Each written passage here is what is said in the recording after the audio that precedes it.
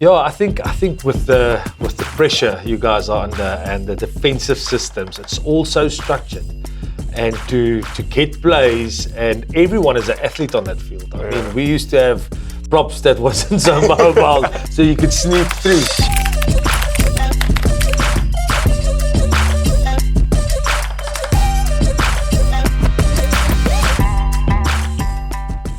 Hi all, I'm Marius Joubert. Hi, I'm Suleiman and Hartzenberg, and this is Bound by the Jersey.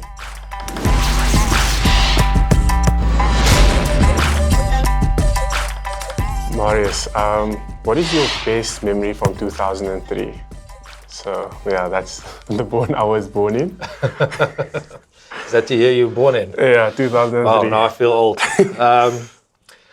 Well, I think obviously it was a memorable one for your parents and for you being born. But in the same case, it was memorable for me as well. I got selected for the Springboks again. I got selected for the Stormers again. And it was a big year because it was World Cup year. So unfortunately, I managed to dislocate my shoulder about 2 weeks before they announced the World Cup group.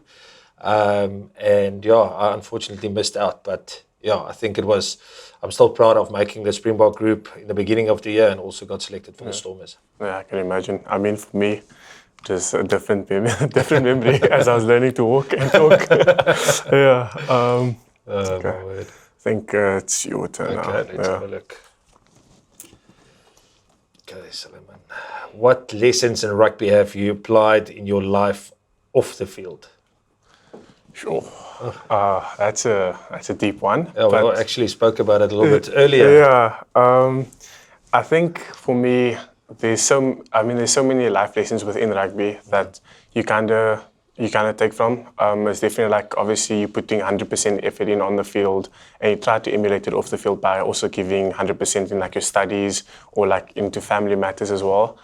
For me, it was more just like, there's like this quote that my brother and I use. It's like, don't be a victim of your circumstances, be a product of your choices. Yes, that's great. And that's for me, that ultimately is like where no matter the situation that you land in, no matter like where you come from or what you're doing, don't let that situation destroy you. Kind of just build you up and keep going and keep pushing. Like, you never know what might happen. If you say, like, whatever decision you make in that moment could lead you to greatness at the end of the day. 100%. And with rugby, I feel like that's like a perfect thing for, like, as you mean, like, you never know where you might go, where you might be in the world. You might be overseas, you might be in South Africa, and just like different environments that you need to adapt to. Yes. That you definitely need to embrace and kind of accept the challenge and just build from that. Yeah, we were so privileged actually to play for the Stormers in Cape Town, one of the most beautiful cities in the world, you know.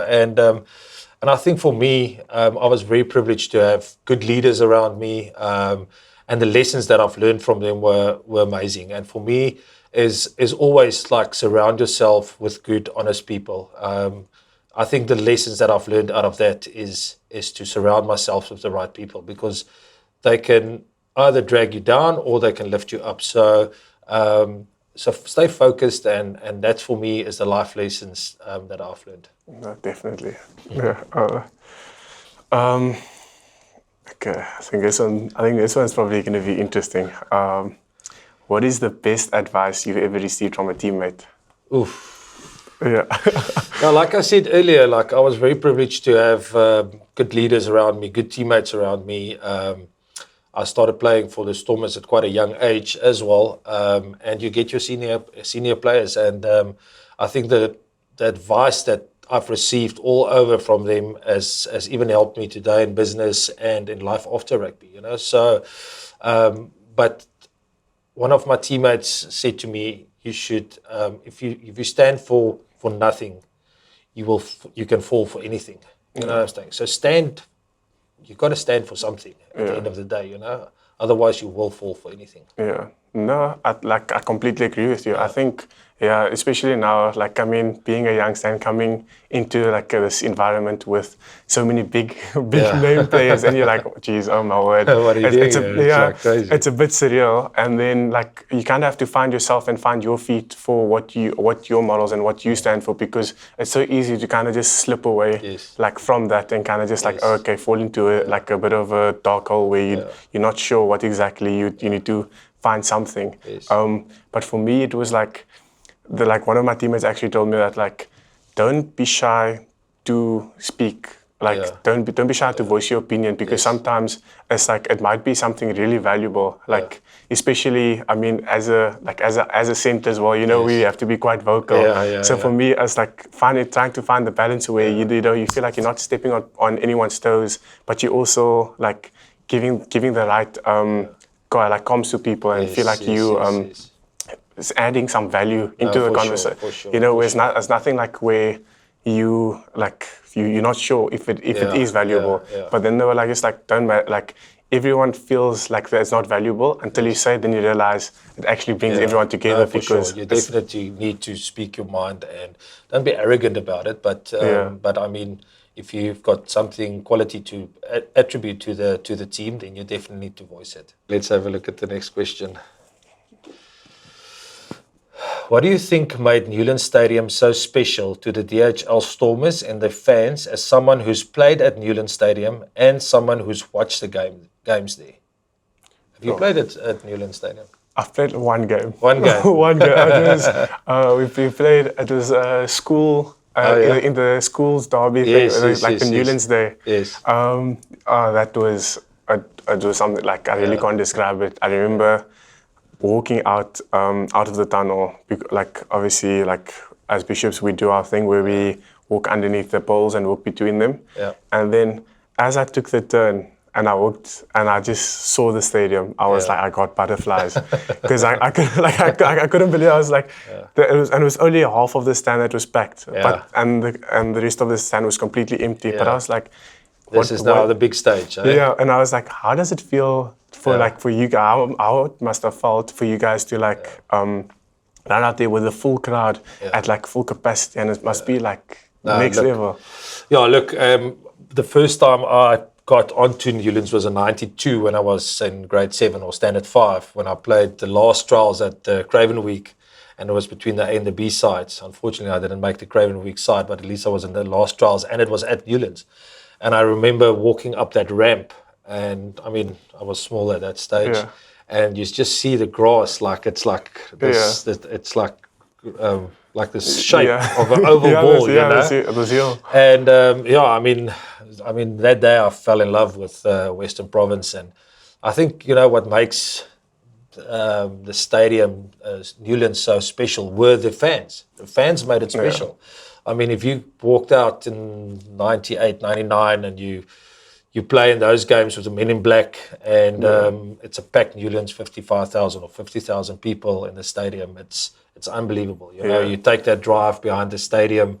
It was always used to be my favorite, coming into that little corridor of just people banging against the bus. And it was just special, and that, the people that you got there was just, they were Brian Boerewors, and the smell of the hops, that the beer they were making. And I think it was just the ambience that was that and the history, obviously, of Newlands that made it so special. And it was, I look at the stadium here today, and it's obviously much bigger, much further away. I mean, Newlands were quite close onto you, so as players, so you kind of felt it in your bones when you used to play there. I remember going to Newlands, like watching it, because like I used to watch my brother. He played like Vodacom Cup and Currie Cup there. So for me, it was like a tradition, going on a Saturday. So like being there pretty much from like Vodacom Cup until like the Stormers game. It'd be like a full day, and I'm just sitting there waiting. Like obviously he'll be playing, but then I'm like sitting by myself, and I'm this 7-year-old boy just watching rugby, and I'm just like, oh my word, it's going up. And I'll never forget. Like we went to the hotel. It was like a pre-match meal, and then I was waiting for him, and it was just like, I felt so cool like eating the food. I was like, oh my word, I'm eating the Stormers. I'm eating the food, like what, like the players' food. Like I felt like a cool. I was like, I'm on the top of the world. Nothing can stop me.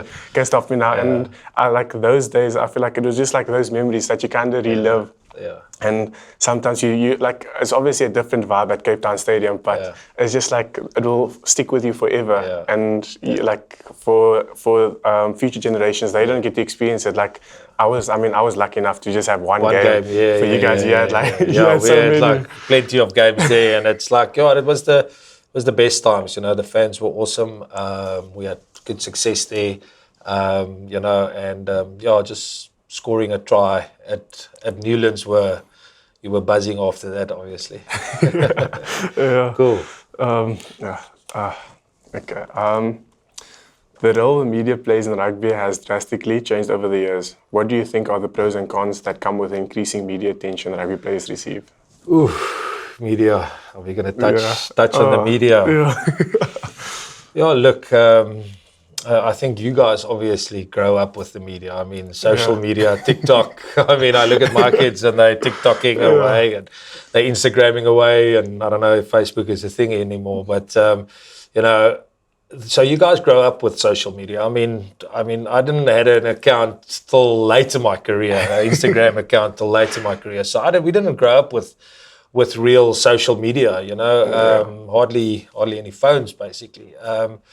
But I think like pros and cons. I mean, obviously, you know, media can assist your career quite a bit. You know, if you like play well. I would say in my time, it's like media could have make or break you back in the day. You know, because if you get on the wrong side of one of the media guys that write for the Burger or the Rapport, then you're in trouble. You know, so and there's no way of you voicing your opinion on what he actually written. You know, so I mean, we didn't really used to read any of the newspapers. You know, just because it was. You know, it was some good and some bad, you know, in those days. But I mean, you can obviously use social media to your advantage these days. You know, you can, you can get a good following, and you can create a fan base around that. You know, so and obviously then television. You know, the media and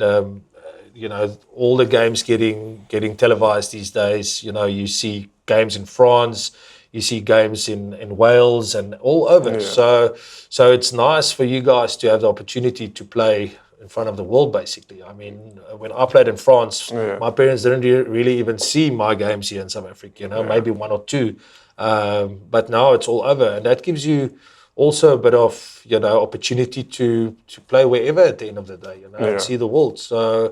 But it's a way of handling the media and understand how you need to approach them, and because they can actually make or break you. Yeah, no, I think there's a lot more pros to the media than cons, but I would say like definitely the pros is like, I mean, there's so much exposure. Like, I mean, look at Varsity Cup for instance. Sure. It's like those type of players as well are like getting televised across the country. So it creates a lot of opportunity for like most of us actually. And I think with that, it comes a lot of responsibility as well. Like as you said, like how you conduct yourself with like on social media and what do you post and what do you not post.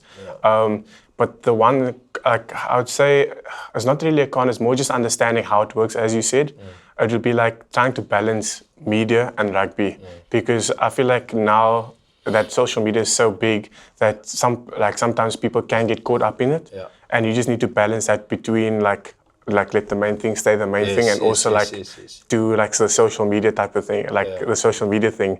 So it's like just finding like that balance. Okay, let's see what's happening. Having played in two different eras of rugby, what do you admire most about the other's generation of rugby players? Oh, okay. This one, geez, for me, it was like... But they weren't social media. I mean, I would say it was like, you guys obviously had your own flair, like your own way of playing as well, but the way you guys actually made the simple things look like extraordinary. like just like a simple cut line. Yeah. But it was like those things, and just like a draw and pass or like a skip pass. You guys made those like look special. Yeah. And I was like, sometimes now you don't see it as much because people, maybe it's not a big focus, but as big of a focus. But like those things, I was like, geez, like it's not hard, it's not difficult, but it's just like the execution to the T, the timing and everything was like perfect. I was just in awe. I was like, I think our era, even before my era, people used to love that rugby because it was just running rugby and it was simple and it was awesome, I think with the pressure you guys are under and the defensive systems, it's all so structured. And to get plays, and everyone is an athlete on that field. I mean, we used to have props that wasn't so mobile, so you could sneak through. So the guys were a little bit slower, maybe. I would still say the pace were there, but there was lapses in defence where we could make those cuts. So and that was nice. It was the defences are so well organised these days that you really, for the first 30 minutes, you need to break them down. You physically need to break them down for things to open up. So I think I think for me, admiring your era of playing rugby is, I think it's the player welfare. The professionalism you guys are looking at the game. I think we thought we were professional in our day, but we weren't really that professional, And I think the game will get even more professional as we go along, to a point, I don't know if it's going to reach NFL or, like all these big sports and soccer and that professional, But for me, that's where I envy you guys in the way you're getting managed and your professionalism. The environment you guys are training in, I think that's what I admire, and I think your ability to do it week in and week out, just all the time.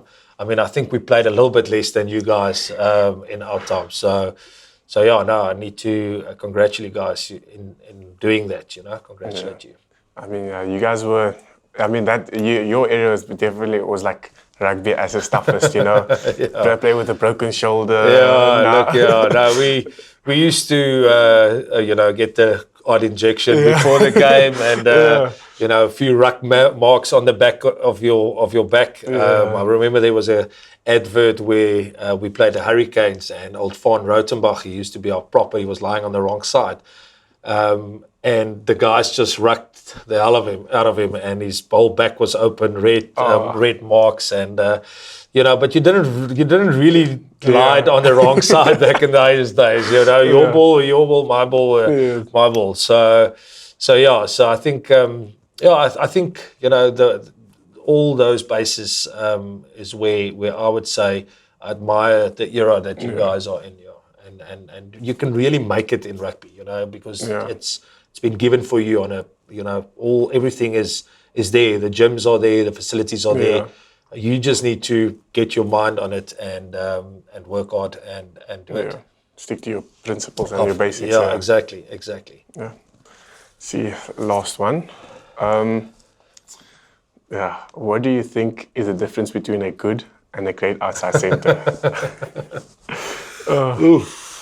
I feel like there's so many. Actually, not so many, but it's hard to distinguish between the two. Yeah. For me, I think I've mentioned it to someone yesterday as well. Obviously need to have all the attributes. You need to have good acceleration, power, strength, good vision, a good feel for the game, a good pass to the right, a good pass to the left. But for me, what makes the difference is that consistency and performance. From where a good player will maybe make a few mistakes in the game. He'll do good things, but he also will make mistakes in the game, and that's where it just stays a good player. That exceptional players obviously got the X factor. I mean, you look at the guys in my era: Brian O'Driscoll, Tana Umaga, Sterling Mortlock, Yannick Zozion from French. They were very consistent in their performances, and that's for me, what makes, because there's not a lot between players. I mean, but for me, it's just that consistency and have that performance. Obviously, you need to have a good tackling game and be physical. So yeah, that's where I am. Yeah, I mean, yeah, I would say obviously for you guys didn't have as many resources available to you guys. So now it's like analysis is all, like it's added to that list, as you said. Like you need to basically do like the extra. Like do your homework on the team. Like, oh, so this is what they do, like in that channel. This is where you need to kind of focus on. And like as you said before, it's like understanding when to either make that spot hit and when to kind of just like shift off and being like on this, like being aligned with your wing and your inside guy, making sure everyone within the system understands, and you just kind of leading them like like everyone as a unison, just kind of understanding each other. And that's true what you say there. I mean, you're only as good as the players around you as well. You know, that's so important to have trust on your inside and your outside. And that's what made me a better player. You know, my inside, the very offloading, I adjusted to his game. You know what I'm saying? Because that was his strength. So I played to his strengths, you know. When I played in France, we had big Fijian wingers. You know they're going to break through the line, and you must just make sure you're on the inside when you get stopped just before the try line, you know. So those are things that you need to work out, and it's difficult when you're a young player. But I mean, the quicker you kind of, and it's great that we have this chat today, and you know, you might take something out of this today, and that's where you need to take that advice and try and implement it, you know, that consistency, you know, that spot tackle, that, you know, the easy thing is to just go and do the spot tackle, but the right thing is actually, you know, just back off and then shift or in that perspective. But, I mean, it's a difficult one. Yeah, I feel like, it's difficult to say like that's the perfect mold, because I feel like obviously each center is different, but there are obviously a few fundamentals that's standard procedure. But I think most of it's been covered. It's just like as you said, like one thing I'd probably say is always like the work rate. Like I feel like that's kind of something maybe we didn't mention, where it's like working. Like the things that people don't see from a 13 is like being everywhere and understanding, maybe being like a few phases ahead of the game, where you like be like, okay, if a tackle's there, they'll probably like go that side, or like be like moving to that. Like this is most likely what's gonna happen. And I think that's maybe like, as you said, like the feel of the game, like your understanding and how you go. That you're visualizing, you know, like. You know, you see how things can play out. You know, I know it's sometimes difficult at a young age, and you're still learning the game, and you're trying to find out how to analyze and what's the weak points and what's the strengths of this player. You know, but it will come as you learn more and you progress and you get that experience. You know, but the quicker you can play as much as you can to get that experience, the better. Yeah, no, that's perfect. Jeez. Cool. Yeah, is that it? Yeah, that's actually everything. That was so nice to meet you. I'm going to be rooting for you. I think you're such an awesome guy. So humble and friendly, and you accommodated me as an old Stormers rugby player today. So I want to wish you all the best for the season, rest of the season. You'll have one fan out there. So I'll be watching you every step. And I'll do it for you guys. Yeah, no, thank you so much for being able to make it as well and be a part of this. I think just the conversation we had outside and off camera was really vital for me. I think something that I definitely took so many valuable lessons out of as well. And I mean, you made me kind of feel like it wasn't even, it was just a normal chat. It wasn't like us speaking. Almost known each other for a long time. I guess that's what rugby brothers do have, you know, like we've got that respect for each other, and you in your era and I was in my era, you know, so, and it's almost like, I don't think there's a bad rugby player, you know, like that you don't like, you know. So it was awesome to share, you know, share a bit of advice, and thanks for the questions. You were open to questions that you've asked me earlier off camera, and it was good to share this afternoon with you. Likewise. Cool, cheers.